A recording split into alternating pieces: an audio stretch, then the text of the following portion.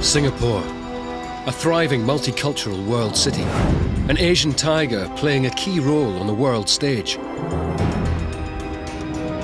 But just below the surface of this former British colony lies a history of foreign invasion, smouldering racial tension, and violent struggle against imperial power.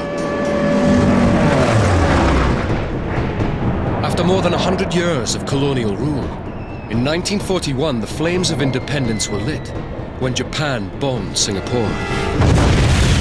It was the next morning when I went up to my room, and that's what I discovered. The shrapnel, right? They behaved so much as if all this was the natural order of things that they were brilliantly successful in maintaining this illusion for a very, very long time.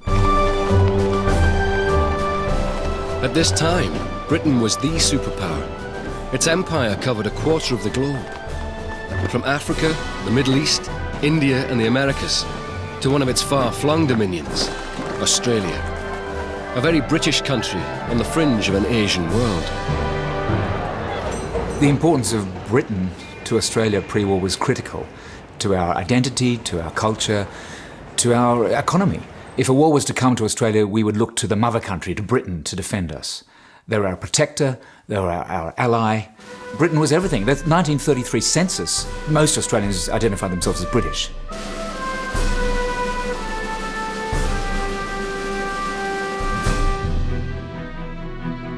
Britain was not the only colonial power in Southeast Asia. The Netherlands, France and America were also plundering the riches of the Orient. But there was one Asian country that had its own imperialist ambitions and saw itself in direct competition with the West, Japan. Japan felt that it had a destiny to have an empire in Asia.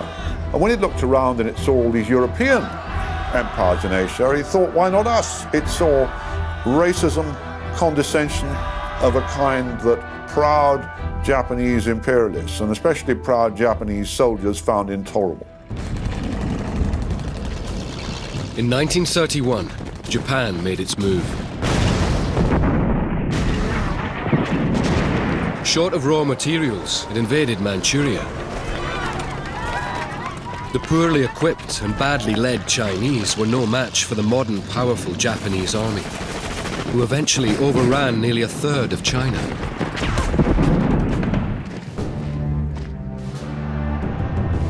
In 1936, Japan moved closer to all-out war when it signed an alliance with Nazi Germany. They sent rising general Tomoyuki Yamashita to meet with leaders of the Third Reich to learn of the German plans for making war.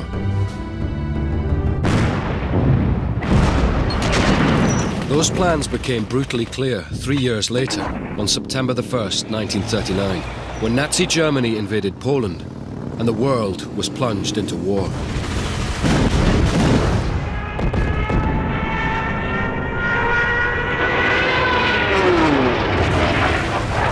With the war expanding, Britain's dominions from around the world rallied to the defense of the mother country.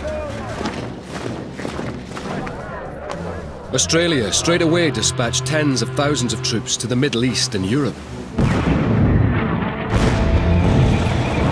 And so off went 100,000 Australian troops, off went all of our Air Force and our Navy, and we were left effectively defenceless.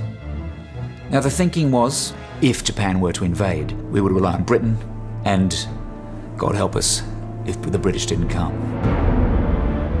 Standing between Australia and Japan was the supposedly impregnable British fortress of Singapore. During the 1930s, they'd fortified the island with 20 huge coastal guns, guarding the approaches against any Japanese seaward invasion.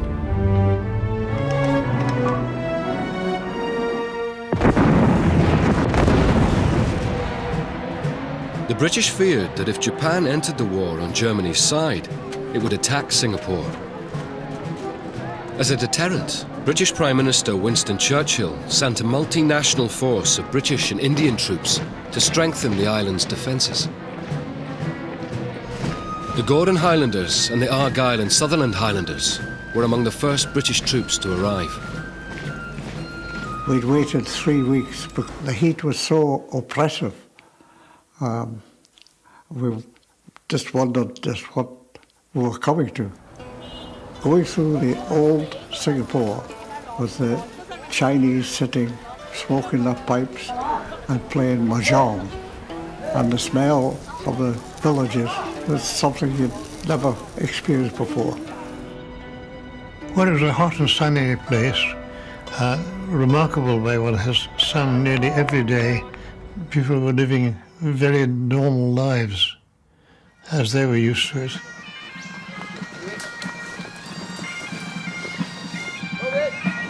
The Argylls were the next generation of the ferocious kilted soldiers from World War I that the Germans nicknamed Ladies from Hell.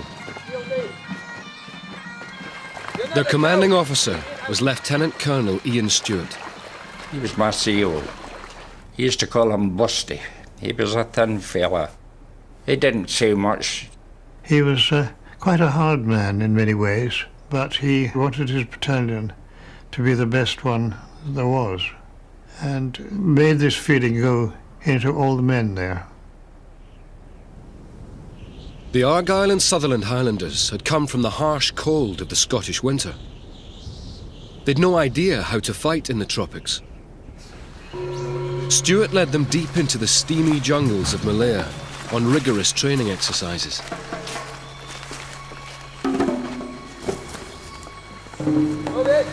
In jungle warfare, it is the quality of the men far more than the quality of the weapons that counts. His psychological, his physical and tactical training, his morale, his toughness, his discipline.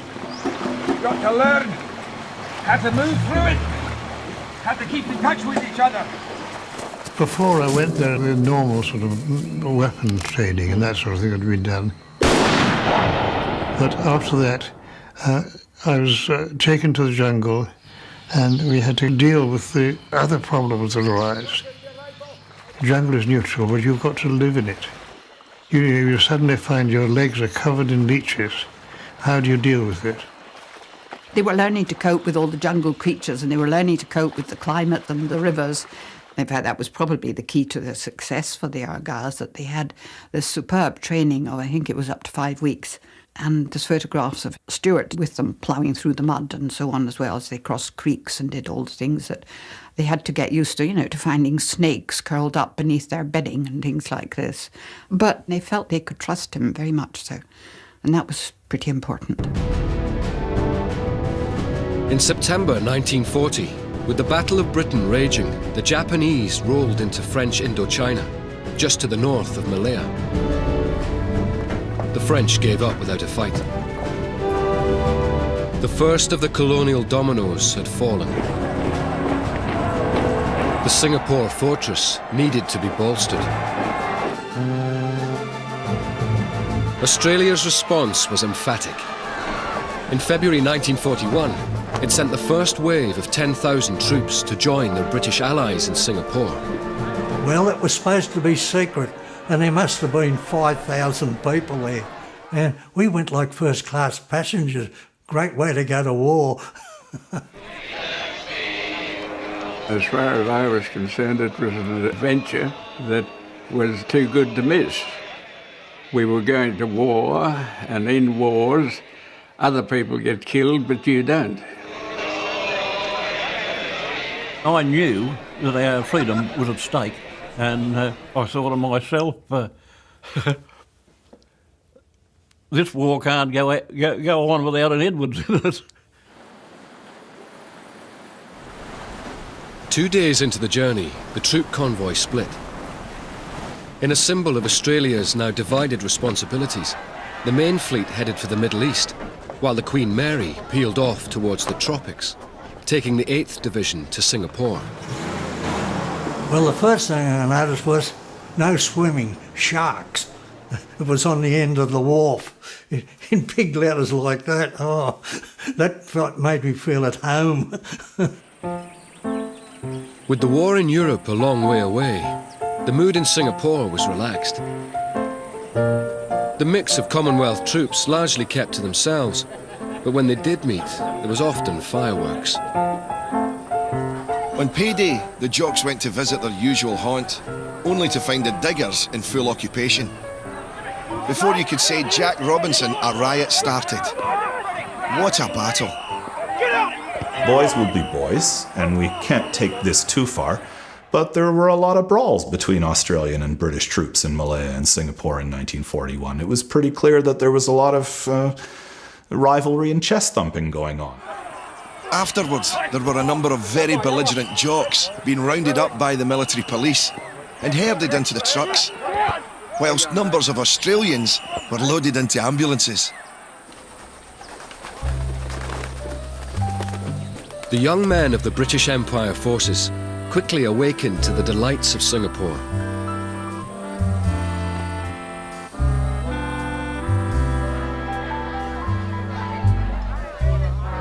Clubs featuring exotic taxi dancers were a favourite new experience.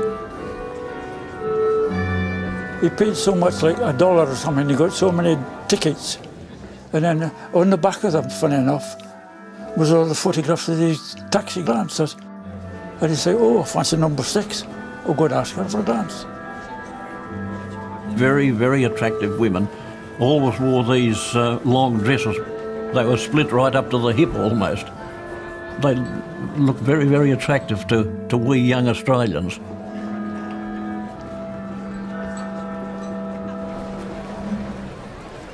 While Commonwealth troops happily rubbed shoulders with the locals and absorbed Asian culture, they were being fed virulent anti-Japanese propaganda designed to convince the troops that the Japanese were racially inferior and would pose no real threat. That was the first thing they said. They all wear glasses, they can't see. Oh, yeah, intelligence officer came round and said, oh, they only shoot with .25 guns, like a pea rifle. We were told that they were short-sighted, they wouldn't fight in the night. That they were useless buggers, that one Australian was worth 10 Japanese. At its most shocking, it cast the Japanese people as subhuman, as monkeys, as baboons, as Churchill described them, yellow dwarves. We found out how good they were. In May 1941, with Japan on the brink of war, the British sent Lieutenant General Arthur Percival to Singapore to command the assortment of multinational empire forces. His appointment gave the first inkling that Singapore was not a British priority. Because the British were then prioritising the campaigns in the Mediterranean and the Middle East, they sent their best, or at least bad, generals there. And Malaya was bottom of the queue for good commanders, as it was bottom of the queue for anything else. But Percival was a pretty poor specimen. While Percival was coming to grips with the task of defending Malaya and Singapore, his Japanese counterpart, General Tomoyuki Yamashita, was in southern China drawing up his battle plans for an invasion of the British colonies. Contrary to British propaganda, he was accomplished and battle-hardened. 見かけはすごく硬直な武骨な将軍のように見えますけれども、科学にも強くて、そして作戦も合理的なんですが、多少その情に脆いという面があって。Yamashita was probably the best Japanese general of the war. Very tough, very experienced, very clear-sighted. Yamashita was in a completely different class from Percival. The idea of putting them in the ring together, I mean, it was ludicrous. On December the 4th, British signals intelligence intercepted Japanese orders. The Imperial Army was heading towards northwestern Malaya. Percival scrambled his forces at Kota Baru. With few British troops available, the defence of the coastline was left to the 8th Indian Brigade. Action front! The Indians had fought loyally alongside the British for generations and were expected to hold the line. On December the 6th, an Australian Air Force bomber flying out of Kota Baru spotted a large Japanese fleet steaming towards the coast. それで2月の8日の午前2時に、上陸命令で終点に飛び乗りまして、コタバラ海岸に前進したのがおそらく夜明け前でしたから。 On the 8th of December 1941, Japan entered World War II when it sent an invasion force of 25,000 men to attack the British colony of Malaya. 5,500 went straight at the Indian troops at Kota Bharu.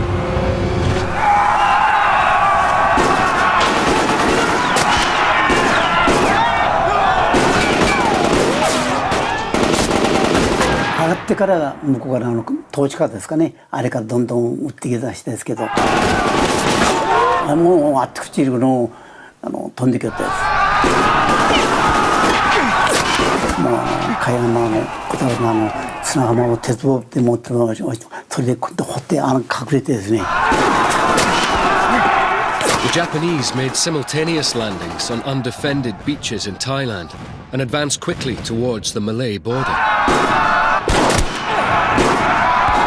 But at Kota Bharu, the battle raged. The 5,000-strong Indian force took the brunt of the attack.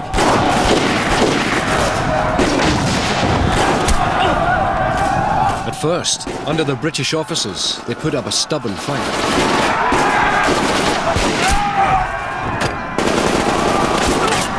I 14名の兵隊が小隊長が負傷して、こちらが銃弾に手榴弾を投げ込んで沈黙させて。A second wave of Japanese swept ashore, and the Indians were overrun.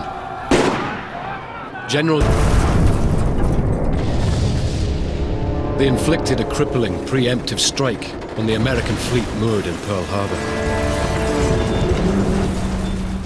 3 hours later, a second wave of bombers headed for an unsuspecting Singapore.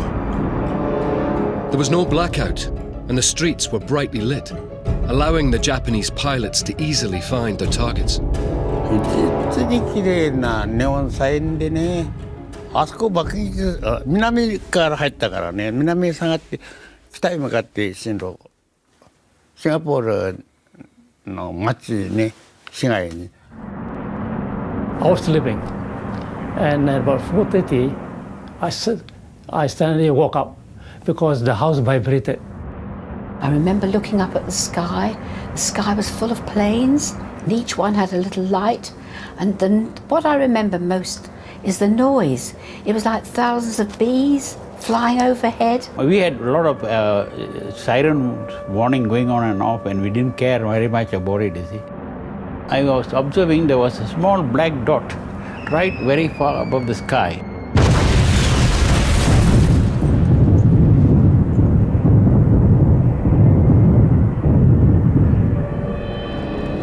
The Japanese bombing raid on Singapore delivered the alarming message to the island's citizens that their colonial masters could not keep them safe. It also set alarm bells ringing in Australia. It is our privilege tonight to introduce the Prime Minister, the Honourable John Curtin. In a sign the government was beginning to think independently, Prime Minister John Curtin didn't wait for Britain to declare war first, as was the protocol. He broke the news to the Australian people. Men and women of Australia, we are at war with Japan. Suddenly we had war on our doorstep and we just weren't ready for it. It shocked people. They were forced to curtail their golfing parties, they were forced to forego Christmas parties, there was all sorts of war rationing was suddenly introduced. We were on a war footing very quickly. With the American fleet crippled at Pearl Harbor, the only Allied warships in the region to take on the Japanese were the Prince of Wales and the Repulse in Singapore Naval Base. But there should have been many more. Britain had promised to send a large battle fleet from Europe to defend Singapore and Australia if the Japanese showed aggression.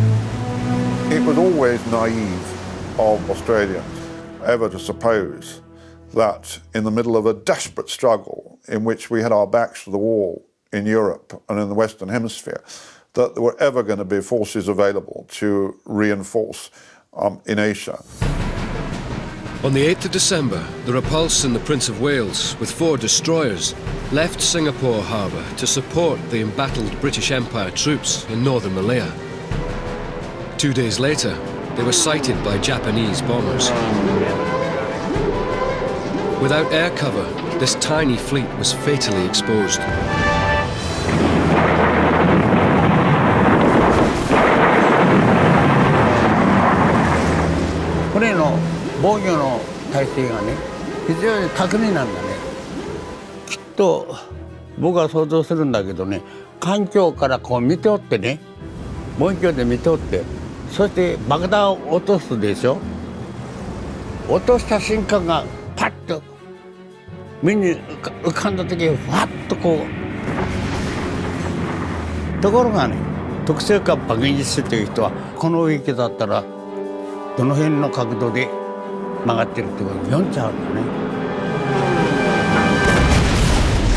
I can still remember the ship bouncing when the bombs and the torpedoes hit us. それは綺麗だった。すごい綺麗だったっていうこともうそれはねやったーっていう感じだったね。I still remember going down a rope 10 feet down and catching my foot in one of the portholes. And with that, I just sort of give a heave and let go and drop the 60 foot straight into the water. In less than 3 hours, 1,000 British sailors had perished. Ocean or the Pacific, over all this vast expanse of waters, Japan was supreme, and we, everywhere, were weak and naked. With the seas belonging to the Japanese, it would be down to the British Empire Army to defend the colony.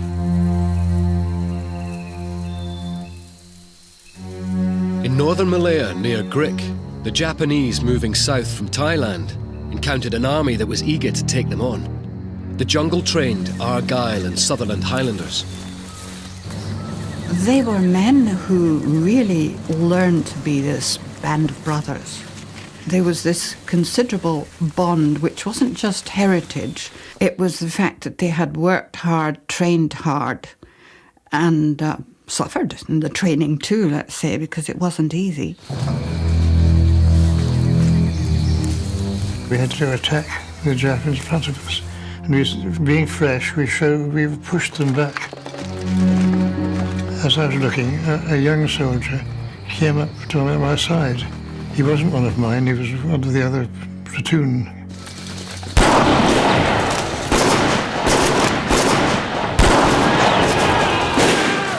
And when he was there, a bullet went straight through his head, and he died just like that.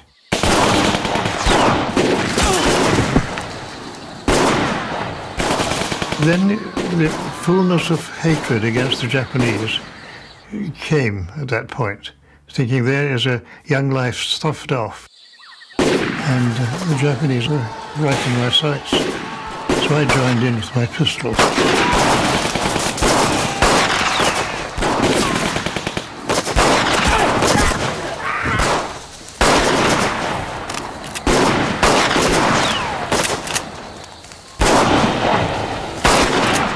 The Argylls hung on tenaciously at Grik, but suffering heavy casualties and with large numbers of Japanese troops pouring across the Thai border, they begrudgingly gave ground.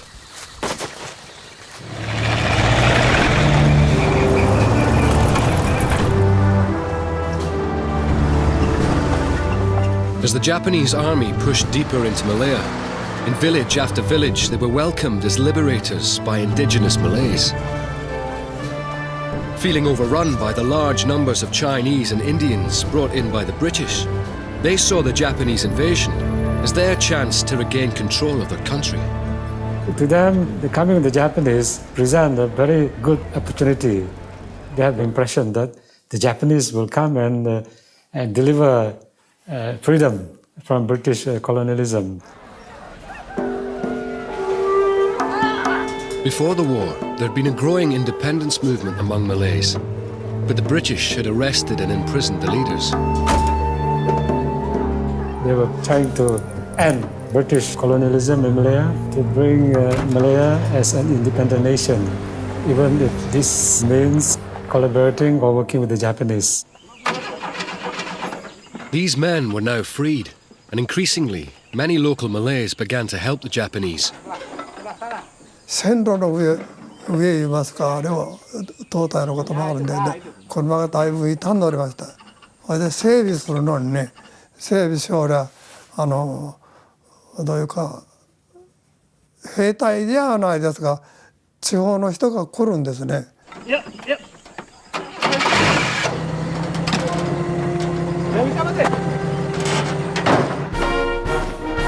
To encourage their Asian neighbours to join the fight against European colonialism, the Japanese promoted their vision, the Greater East Asia Co-Prosperity Sphere. 日本の大東亜共栄圏構想というのはとにかく、日本を一応リーダーとするけれども、全てのアジア人が仲良く暮らそうと。資源を分かち合うし、それから性的発言権も仲良く分かち合いましょうという。Anti-British propaganda quickly spread the message. The Japanese were remarkably successful in persuading Southeast Asian nations that there was a place for them, an honoured place for them, in Japan's Greater East Asia Co-Prosperity Sphere, in which they would have rights, in which they would have their own governments, in which they would be treated with a respect that was denied to them by the European powers. As well as persuading the Malays of their common interests, the Japanese had set up a spy network before the war. There'd been a sizable Japanese community living in Singapore and Malaya for years, and many had been feeding information back to their homeland. During the weekends, the Japanese barbers, dentists, doctors, all will go to the countryside, saying they were visiting the Malaysian countryside, not knowing they're really photographing all the shortcuts. So much so, when they attacked our country, they were using bicycles to bypass the British who are waiting on the main roads. The bicycle brigades were a vital asset of the Japanese army, and the routes were planned long before they invaded, using information supplied by Japanese spy networks. With the Japanese now in Malaya, the British rooted out the spies and dealt with them brutally. Oh, you wouldn't believe no matter where you turned, spies. Japanese planned them there. Our hairdresser was a spy. People go up there and have a haircut and say so-and-so, so-and-so, so-and-so, and he 2 seconds, the Japanese knew about it. So they shot him. On the spot, bang. See you later. By the 11th of December 1941, the Japanese advancing from Singora in Thailand had reached Jitra in northern Malaya. Here they came face to face with a large empire force of mainly Indian troops.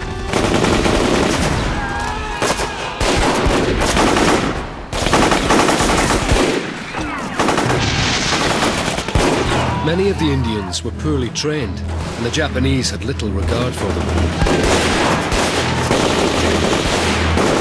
The Japanese invaded Malaya already assuming that the Indian army would not put up much of a fight. They took a rather contemptuous attitude towards it on the grounds that it was a servile army, therefore it probably wouldn't be very efficient.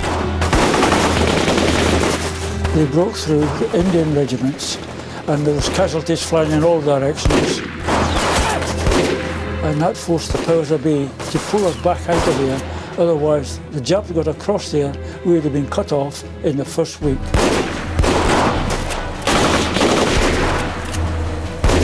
The British Indian Army was faltering under fire. But the unexpected potency of the Japanese soldiers was only partly to blame. Something was eating away at their resolve, and it had its roots in their homeland. Seeds of anti-British dissent had been growing in India for decades under the leadership of Jawaharlal Nehru and Mahatma Gandhi. With the rise of the Indian independence movement, Britain's hold on imperial power was becoming tenuous. It was a pretty scary reality for the British that for much of the Second World War they had to deploy 50 battalions of infantry for internal security duties in India. Many Indian nationalists were on record then as saying, why should we be asked to fight for freedom when that freedom is being denied to us? Nearly 3,000 British Indian Army soldiers surrendered at Chitral. The Japanese, aware of the growing discontent, believed they could persuade them to change sides and fight against the British. Intelligence officer Fujiwara Iwachi targeted one of their leaders, Captain Mohan Singh. Mohan was a die-hard anti-imperialist who wanted to drive the British out of India as soon as possible by whatever means available. If you surrender, Fujiwara begins to share his ideas that maybe we can set up some kind of force. Maybe if you get the Indian troops to move away from fighting the Japanese, and this is where really some notion of it, the Indian National Army, begins to form. Rise and win freedom. Singh agreed to become commander of this new Indian National Army and help recruit amongst his fellow Indian soldiers from those who the Japanese were able to capture in Malaya. Mohan Singh chose the flag of the Indian independence movement for his new revolutionary army that would fight alongside the Japanese, flying colours that would one day become the national flag of India. At first, the Japanese gave the Indians menial duties, carrying supplies. The unprecedented union of the two forces did cause some confusion.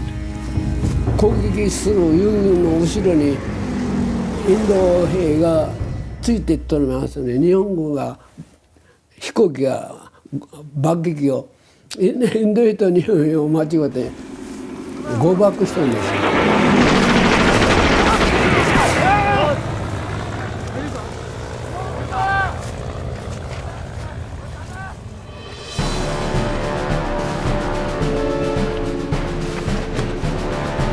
As they moved southward, the Japanese captured British airfields and destroyed aircraft.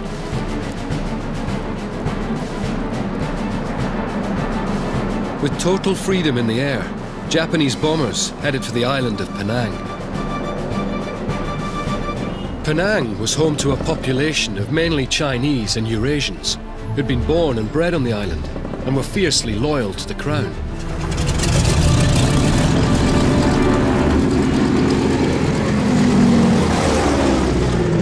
On the 11th of December, 41 Japanese bombers blasted the island, and the British could do nothing.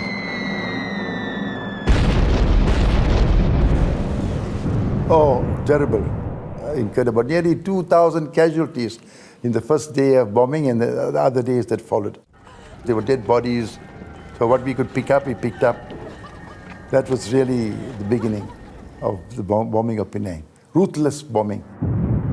After 4 days of constant bombing, with Japanese forces advancing, Penang's local commanders gave the order to evacuate. Got out. They were all panic-stricken, there's no doubt about it. Absolutely panic-stricken.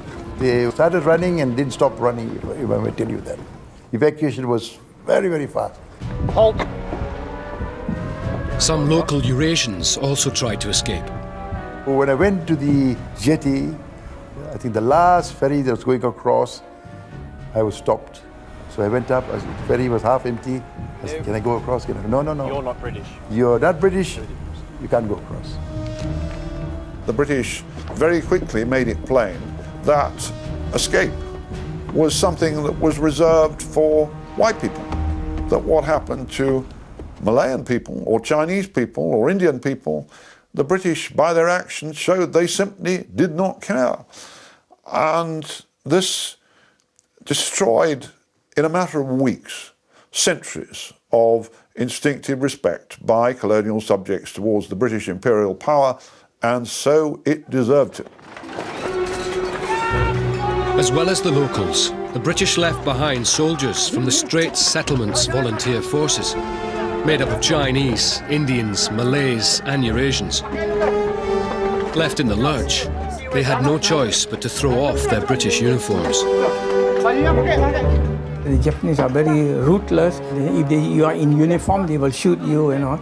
So I took off my shirt and even my pants and all. I was only with my shorts and we were running. That was the end. Then we knew the end was coming.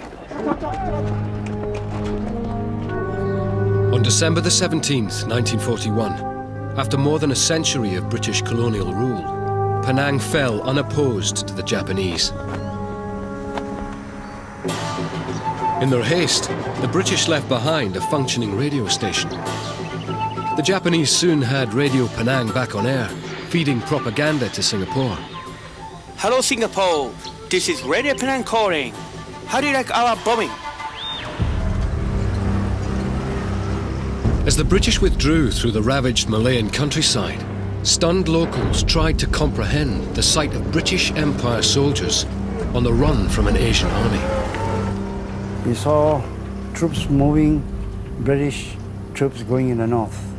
And less than a week later, we saw them returning the other way, going back south.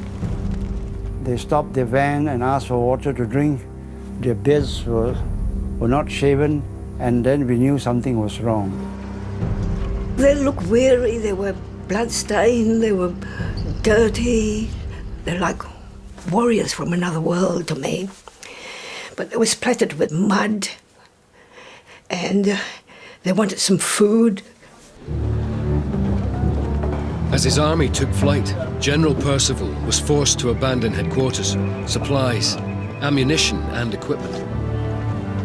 He was struggling to counter the speed of the Japanese onslaught. In just over 3 weeks, General Yamashita had captured all of northern Malaya. By the end of 1941, the battle reached Kampar, where the Royal Artillery made a stand. Oh, the artillery was so powerful, we were evacuated to the hills. My father used to bring some cotton wool and stuff into the ears. The whole ground was shaking. For 4 days and 4 nights, my God, how many 1,000 rounds were fired. We were in there as a regiment. We had roughly over 24 guns there, and we were just pelting at them. It was New Year's Eve. Our colonel says, "Right, boys, gather mate." And every shell that went into the breech of every gun, I did it. "Happy New Year to you, you bastards." And every gun fired 5 rounds, rapid fire, open sights. And you could just see them flying through the air like little bits of butterflies. The Royal Artillery delayed the Japanese at Kampar for 4 days before they were encircled by Japanese troops and forced to retreat. In Australia, news of the deteriorating situation in Malaya was greeted with mounting concern. With the best Australian troops fighting in Europe, Prime Minister John Curtin felt exposed. Curtin is a very worried man in the summer of 1941-42, rightly, because the Japanese don't seem to be able to be stopped. In a move that saw Australia, for the first time, question its 150-year-old ties with the mother country, Curtin looked to America. We feel that our fate and that of the United States of America are unbreakably linked. We know that our destinies go forward hand in hand, and that we will stand or fall together. Churchill regarded Curtin's pronouncement as gross disloyalty. I am deeply shocked by Curtin's insulting speech. Curtin's New Year's Day message really drew a line in the sand with Britain. He realised that the British were not going to help us, that we were not going to receive the troops, the hoped-for resources, military resources that would help us defend our nation at its hour of peril. By the 7th of January 1942, the Japanese reached Slim River, less than 300 miles from Singapore. Here, they launched a heavy attack on the British Empire forces. A tank column broke through the defending Indian troops. The Argylls were the last line of defence. I was sent forward to find out what was happening. Suddenly, my platoon sergeant, who was in the rear, said, "Come back at once." And I fell into this ditch with the sergeant who'd been beside me. I said, "I'm afraid I've been hit." And he said, "So have I." And with that, they started shooting us like mad. Everyone missed me, but I was actually pouring with blood. I could see the blood pouring out, jets pouring out of my arm. So I picked up some mud from the bottom of the ditch and made a sort of poultice over it. I think I must have passed out a bit, but when I recovered, nobody was near me at all. So I nipped out of the ditch and ran for the jungle for several weeks. Eventually, I met a group of Indian soldiers, but the Japanese came across a paddy field and saw us there, and there was nothing we could do. So we had to hold up our hands and say, we surrender.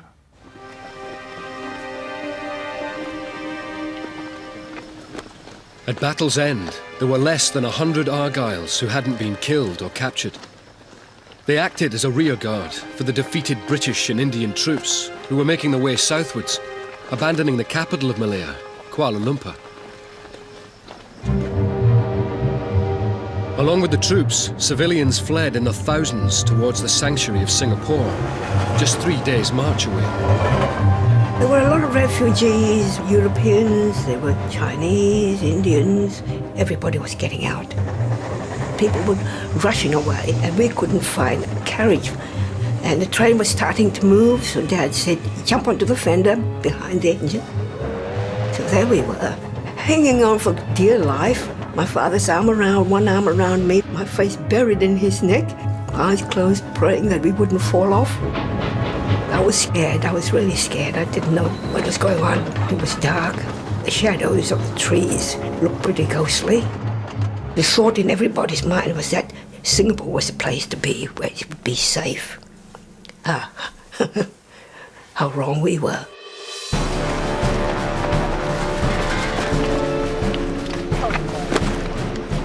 As the advancing Japanese army relentlessly pushed the multinational British Empire forces back towards Singapore, General Percival resorted to desperate measures. Before the war, fearing the spread of communism, the British had rounded up and imprisoned the leaders of the emergent Malayan Communist Party. Many British people and some of the rulers of Britain have been much more frightened of communism than they had been of fascism and Nazism. It was very striking. One of the reasons that some of the British aristocracy were not unenthusiastic about making friends with Hitler. Kneeling positions! Percival now released the communists and trained them as guerrilla fighters. Enemies became friends, united against a common foe. Prone position! Germany invaded the Soviet Union in 1941. Then Britain was allied to the Soviet Union as a result. And because of that alliance, you couldn't keep on, imprisoning communists. Fire! Communism suddenly became, at least for a season, respectable again, and we were making friends with them and letting them out of jails all over the empire.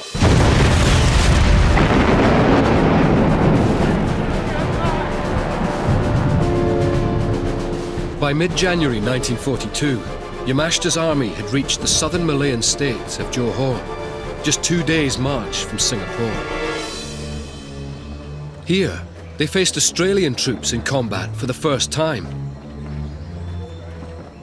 The Australians, still believing the Japanese to be inferior, were full of confidence and expected to stop them in their tracks. The commander of the 10,000 Australian troops, Major General Gordon Bennett, had made his reputation in World War I as a fearless frontline soldier. But he had one weakness. One of the skills of generalship is getting on with your superiors and your allies. And Gordon Bennett was absolutely incapable of working with anyone. He was abrasive, he was abrupt, he was arrogant, he believed he knew better than anybody else. And in the end, he proved to be the worst choice for a very delicate situation for Australian commanders. At Gurmas, Bennett planned a decisive first strike. He wanted to blow up a bridge and ambush a Japanese tank column led by infantry on bicycles.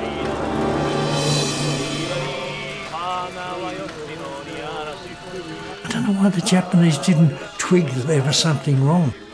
Anyway, they're riding down on their push bikes. They got push bikes by the dozens.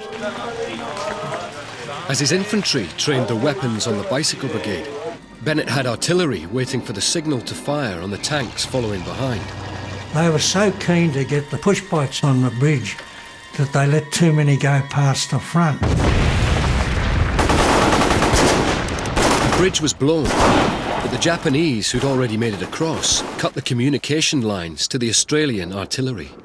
We're incommunicado then. We're down at 2,000 metres back, waiting to fire, and nothing happened. As the artillery waited for orders to fire, the Japanese tanks reached the Australians. Coming under heavy attack, they were forced to withdraw. It had been another missed opportunity in a campaign that was becoming a shambles. Japanese engineers quickly repaired the bridge, and the military machine kept rolling towards Singapore.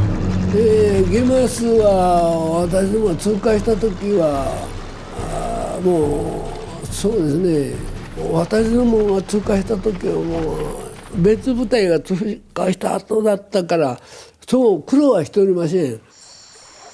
For the Australians, one of the few small victories in the Malayan campaign unfolded on the peninsula's west coast, near the Muar River. On the 15th of January, the Japanese launched an attack on 4,000 untried Indian troops Bennett had positioned there. Now the Indians were very much all young men, untrained, and they just went through them like butter. When Bennett got word, he rushed 2,000 Australian reinforcements to Muar to back up the Indians. In what was one of the few Japanese mistakes in the campaign, they sent a tank column straight down the main road towards the Australians. Japanese tanks had proved decisive in the campaign because the British brought none, thinking they would be ineffective in the jungles. But on a bend in the road, the tanks ran into 2 Australian anti-tank guns.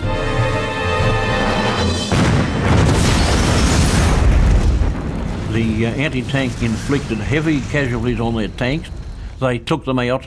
One went up in smoke, the other one started to circle round and they got it.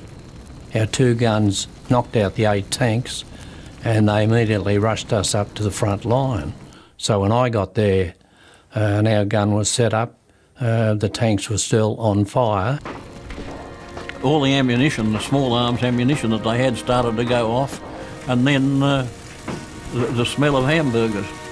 That was the crew of the tank being burnt. Oh, they'd all been killed, either killed in the tank or some had got out of the tanks and the infantry had shot them.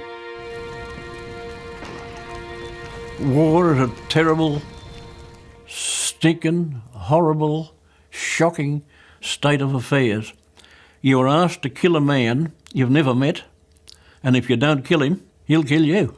And we're in the middle of a battle, and this is the result of the battle. The victory was short-lived. The Japanese sent 5,000 troops to outflank the Australians. We realised we had been cut off, so the order was given to withdraw, so we withdrew down the road to a place called Paratsalon. Unfortunately, the Japanese got there first and they had heavily fortified the bridge. We are running out of supplies. Our Lieutenant Colonel Charles Anderson, seeing that the situation was hopeless, ordered every man for himself. Anderson made the painful decision to abandon the most seriously wounded, assuming they would be cared for. 115 Australians and 35 Indians were left behind on the bridge. The Japanese moved them from the road to behind this building. They were all wounded, some very badly, and we were hoping that they'd be treated humanely.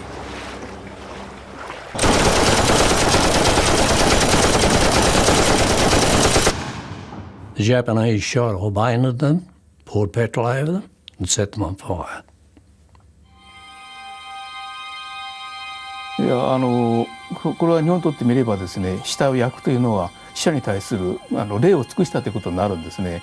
かえって日本では土葬にするということは死体を物扱いしたということで、かえってそれは悪いことだと考えられています。My views of what they did, the Japanese, it was an act of war. We did the same in similar situations. Up towards Muir, the Japanese wounded there. They were lying in a trench, but they were also about to pull out pins of grenades and blast the advancing troops with them. Our men were told to kill them, shoot them.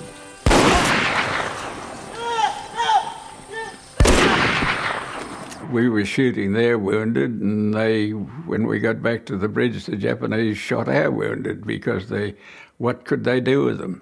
On the 27th of January 1942, Percival received a signal from High Command, permitting him to withdraw to Singapore Island. Most of the surviving units managed to scramble across the causeway, connecting the island to the mainland. The last to cross were the Royal Argyll and Sutherland Highlanders.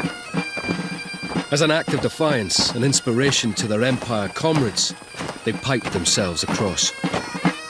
They struck up the pipes and we were going across the causeway into Singapore itself. And the tunes that was getting played, Highland Laddie. Where have you been all the day, Highland Laddie, bonny laddie? I don't know much more. And once these drums get up and the pipes are playing and there's something. That kind of defiant, in-your-face gesture on the part of the Argylls, that sort of stiff upper lip, well, that's the response to adversity that wins you empires, right? And it's the kind of response to adversity that an empire at bay, backed into a corner, would be prone to show. Fighting spirit. We're not done yet. Come and get us. And so it had come. The prized British colony of Malaya had fallen, and over 1 million people were bailed up in the supposedly impregnable fortress of Singapore. As the Japanese prepared to lay siege to the island, the realization dawned. If Singapore were to fall, the British Empire could fall with it, and Southeast Asia would never be the same again.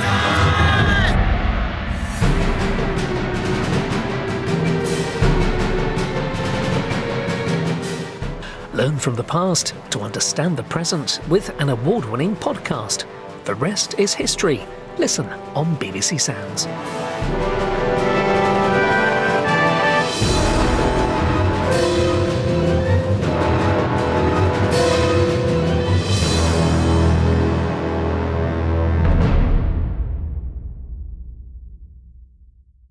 And I've brought one of these home after the war.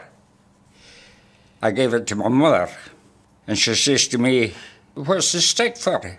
I says, "Mother, that's the sort of stick they used to hit us with." She says, "A stick like that?" I says, "Yes, it was a stick like that." It wasn't just the prisoners who received beatings. The Japanese inflicted them on each other. One of the reasons of the brutality of Japanese troops is the corporal punishment amongst the Japanese troops. There's the beating, hitting, it's quite normal, everyday exercise. So if you were rank and file soldiers, you have to prepare that you'd be beaten every day by senior officers. That was habit and custom in the Japanese forces. So if you were rank and file soldiers who most suffered from this kind of the brutality amongst the Japanese forces, and then somehow you want to release your frustration. You want to beat somebody else. 自分のどういうか欠点で殴られたんだから恨みはせんけど、何でもないことでね殴るような兵隊もおりました。それは嫌だが、もういっぺんやられたら私はやられたそうですが、やっぱり煮えくる返るような気持ちでおっても、もう俺兵隊に殴りかかっていくようなことはできませんよ。 The Day of Empires was done. Singapore and Malaya would take separate paths to independence.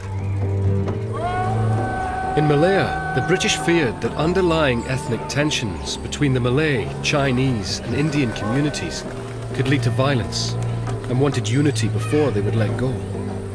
The British was trying to sell the idea that to achieve independence, the races have, by hook or by crook, work together. A united party, made up of the three main ethnic groups in Malaya, started to take shape. If you're thinking of an alternative to violent revolution, that was the best solution, to have a party which was broadly representative of the Malays and the Chinese and the Indians. The three ethnic groups formed an alliance under the leadership of Tunku Abdul Rahman and demanded their freedom.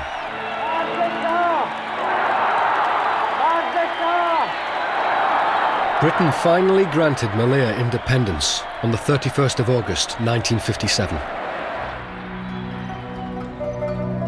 In Singapore, the Chinese were well in the majority, so here ideology was a bigger issue than race. Communists and capitalists clashed, both wanting control of a post-colonial government. For us in Singapore, it was a battle of the minds. We want to form a more equal society. No one should be given special rights based on race, language, and religion. No one is above the other. And we thought